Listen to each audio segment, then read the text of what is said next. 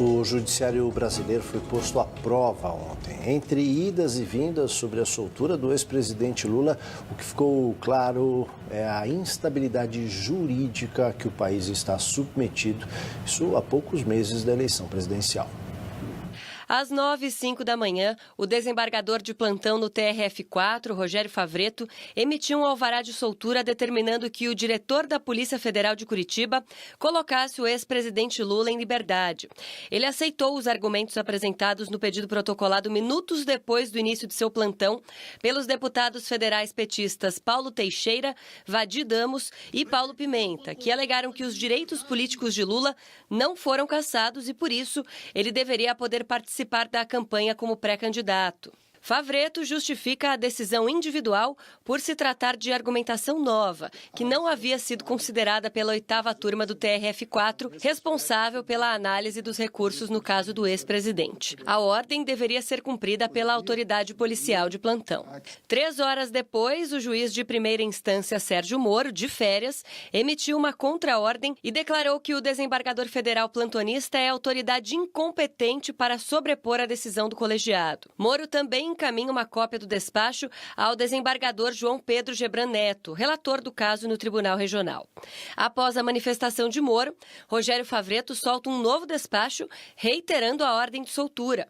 O Ministério Público Federal também se manifestou contra a soltura de Lula. Logo em seguida, João Pedro Gebran Neto emite um despacho determinando que a Polícia Federal se abstenha de praticar qualquer ato que modifique a decisão colegiada da 8ª turma.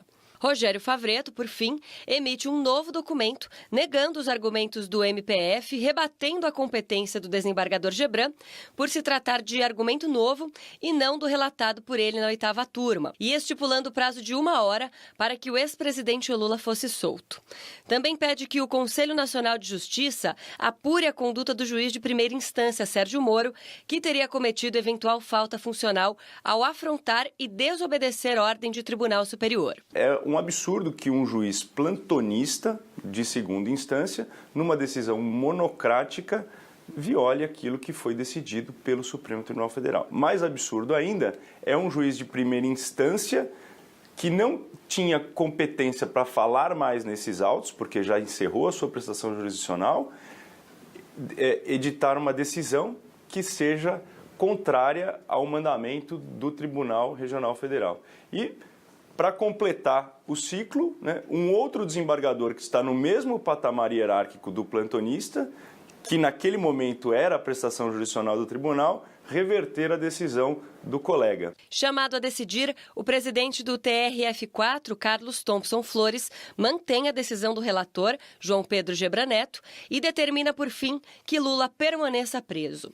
A presidente do STF, ministra Carmen Lúcia, é a plantonista do Supremo e emitiu nota dizendo que a justiça é impessoal, sendo garantida a todos os brasileiros a segurança jurídica, direito de todos. O Poder Judiciário tem ritos e recursos próprios que devem ser respeitados. A Ordem dos Advogados do Brasil também se manifestou. De acordo com a OAB, os embates político-partidários, naturais em uma democracia, não podem encontrar eco no judiciário, e as motivações ideológicas e as paixões não podem contaminar a ação dos julgadores. Pela lei da ficha limpa, o ex-presidente Lula continua inelegível por ter sido condenado em segunda instância. Estar solto não muda esse cenário, mas pode aumentar ainda mais a vantagem dele nas pesquisas de intenção de voto de um eleitorado que parece indiferente ao que diz a lei. A resposta definitiva sobre a candidatura dele só virá em setembro, quando o Tribunal Superior Eleitoral se manifestar.